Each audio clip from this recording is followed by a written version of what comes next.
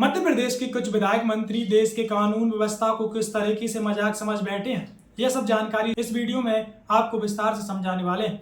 नमस्कार, आप देख रहे हैं M9 इंडिया न्यूज। मैं हूं आपके साथ मोहन कुशवाहा। चलिए दोस्तों शुरू करते हैं। दोस्तों, एक भाजपा विधायक पर आरोप लगता है कि उन्होंने हाई कोर्ट के जज पर अपना फैसला बदलने का दबाव बनाया। इन सब के चलते जज ने वह केस खुद ही छोड़ दिया। दोस्तों, हम अक्सर अपने देश के कानून व्यवस्था और कानून प्रणाली पर सवाल उठाते हैं और हमारे सरकार से सवाल करते हैं कि आखिर देश को न्याय क्यों नहीं मिलता। लेकिन न्याय मिले भी कैसे जब खुद सत्ता चलाने वाले नेता ही कानून को खरीदने पर तुले हुए हों। जज नहीं चाहते थे कि फैसला बदले, लेकिन फिर भी उन पर दबाव बनाया गया और आखिरकार अपने आप को खुद ही इस केस से अलग कर लिया। क्या है पूरा मामला, चलिए विस्तार से इस मामले पर चर्चा करते हैं। दोस्तों, मामला मध्य प्रदेश के कटनी जिले का है, जहां पर 1 सितंबर को याचिका की सुनवाई से इनकार करते हुए MP हाईकोर्ट के जस्टिस विशाल मिश्रा ने एक ऑर्डर लिखा, जिसमें उन्होंने कहा कि भाजपा विधायक संजय पाठक ने मुझे एक पर्टिकुलर मैटर पर चर्चा करने की कोशिश की, इसलिए मैं इस याचिका पर विचार करने का इच्छुक नहीं हूँ। यह कहकर जज ने खुद को इस केस से अलग कर लिया। यह याचिका थी भाजपा विधायक संजय पाठक के परिवार से जुड़ी कंपनी के अवैध खनन पर कार्रवाई की। संजय पाठक दोषी पाए गए थे, लेकिन फैसले से पहले ही जज ने केस की सुनवाई से खुद को अलग कर लिया। दोस्तों, आपको बता दें, संजय पाठक पूर्व मंत्री और बीजेपी के मौजूदा विधायक थे। कटनी के रहने वाले आशुतोष मनु दीक्षित ने भाजपा विधायक संजय पाठक और उनकी पूरी परिवार पर अवैध खनन का आरोप लगाया था। उन्होंने पाठक से जुड़े परिवार से जुड़ी कंपनी के अवैध खनन से जुड़ी शिकायत 31 जनवरी 2025 को EWD के विभाग में की थी, लेकिन 6 महीने बीत जाने के बाद ही मामले में जांच आगे नहीं बढ़ी। इसके बाद मनु दीक्षित ने हाईकोर्ट में याचिका लगाई। इसके जरिए मांग की थी कि शिकायत के बाद भी पाठक की कंपनी के खिलाफ कार्रवाई नहीं हो रही। इन कंपनियों पर आशुतोष ने शिकायत में कहा था कि कंपनी ने 1000 करोड़ की राशि जमा नहीं की। हालांकि इसके बाद शिकायत करते ही 23 अप्रैल को एक जांच टीम बनी।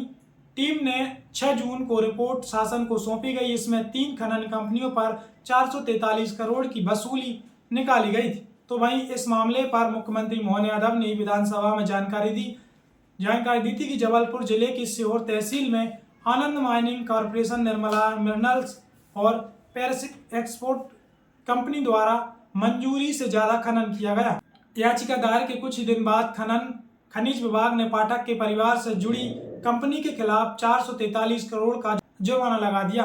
वहीं भारतीय खनन ब्यूरो के आंकड़ों और सैटेलाइट इमेजरी के आधार पर जांच से जबलपुर के सीहोर तहसील में बड़े पैमाने पर अवैध खनन की पुष्टि हुई। हालांकि इस मामले में कंपनी ने अपना स्पष्टीकरण देते हुए बताया कि 70 साल से खनिज का व्यापार कर रहे। इतने सालों में कभी उन पर रॉयल्टी टैक्स चोरी की कोई शिकायत नहीं। सिर्फ इतना ही नहीं, पूर्व मंत्री और भाजपा विधायक संजय पाठक पर और भी कई बड़े गंभीर आरोप लगाते हुए बीजेपी विधायक पर समाजवादी पार्टी के प्रदेश अध्यक्ष डॉक्टर मनोज यादव ने 15 जनवरी को एक प्रेस कॉन्फ्रेंस पर उन पर आरोप लगाया। कहा कि करोड़ों रुपए की गड़बड़ी करते हुए सहारा ग्रुप की जमीन कम दामों पर खरीदने की शिकायत की। शिकायत के बाद आर्थिक अपराध अन्वेषण ब्यूरो ने PIL दर्ज कर जांच शुरू की। आरोप लगाया कि संजय पाठक ने सहारा ग्रुप की भोपाल, जबलपुर और कटनी में स्थित 310 एकड़ जमीन को 90 करोड़ में खरीदा, जबकि इन जमीनों की बाजार मूल्य करीब 1000 करोड़ तक है। यानी आरोप लगाया कि संजय पाठक ने रजिस्ट्री करने में भी गड़बड़ी की थी। मनु का कहना है कि जमीन घोटाले की मास्टरमाइंड विधायक संजय पाठक ही। उन पर प्रदेश के लाखों सहारा निवेशियों की मेहनत की कमाई से खरीदी गई जमीन को पाखंड पूर्वक मिट्टी की कीमत में खरीदी, लेकिन इस पर पाठक की कंपनी ने यह दावा किया है कि जांच दल ने बिना साइट विजिट किए गलत रिपोर्ट बना दी।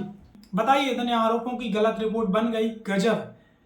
और फिर जब हाईकोर्ट में मामले की सुनवाई हुई तो जस्टिस विशाल शर्मा ने 1 सितंबर को सुनवाई से पहले ही इस केस को यह कहकर छोड़ दिया कि विधायक संजय पाठक ने मुझे इस मामले पर चर्चा करने की कोशिश की, इसलिए मैं इस याचिका पर सुनवाई करने का इच्छुक नहीं हूँ। बता दें, संजय पाठक पूर्व मंत्री और बीजेपी के मौजूदा विधायक। एक जज द्वारा लिखित में आरोप लगते हैं कि वकील और पक्षकार यह सब सुनकर हैरान रह गए। पहली बार किसी मौजूदा न्यायाधीश ने खुद माना कि सत्तारूढ़ दल के विधायक ने सीधे उनसे संपर्क करने की कोशिश की। अब सोचिए, एक और जहां आम आदमी देश के न्याय की ओर तकते दम तोड़ देता है और वहीं दूसरी ओर सत्ता में बैठे विधायक अदालत और कानून तक को अपनी पावर से खरीदने की कोशिश करते हैं और हमारे देश की कानून प्रणाली पर सीधा प्रहार करते हैं। साथ ही ऐसे लोगों पर कड़ी कार्रवाई होनी चाहिए। भाई आप इस मामले में क्या सोचते हैं? कमेंट कर हमें जरूर बताएं।